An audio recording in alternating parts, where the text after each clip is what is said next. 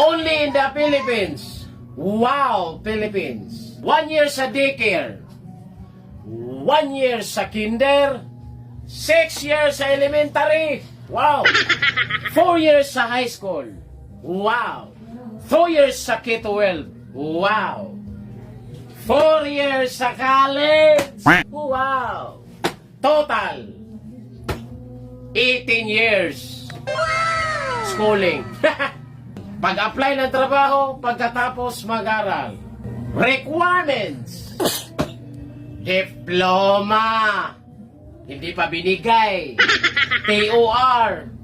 Hindi pa rin binigay kasi may utang sa school. Resume, biodata lang yung dala, hindi pa tanggap. Barangay clearance. Police clearance. NBI clearance. Hit pa. Birth certificate, hindi tumanggap ng local. Valid ID, nako, samot. Hindi pa dumating. Medical certificate. Drug test, ha. SSS number. PhilHealth number. Ano ba yan? Pag-ibig number. BIR number. Aming pang number. With work experience. Kakagraduate pa nga lang with work experience. Tapos may pahabol pa.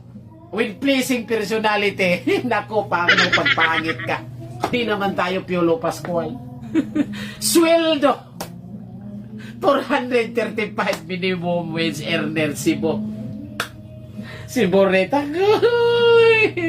South Korea. South Korea. Walang schooling. Pass lang ka sa exam, kahit grade 1, kahit walang grado, basta maipasa mo yung exam, sahod mo 80,000 hanggang 150,000. Anong pipiliin mo? South Korea, Philippines. South Korea na lang tayo, mag-review na lang tayo. Hichime kokoro, hanyo chonon chonon, South Korea.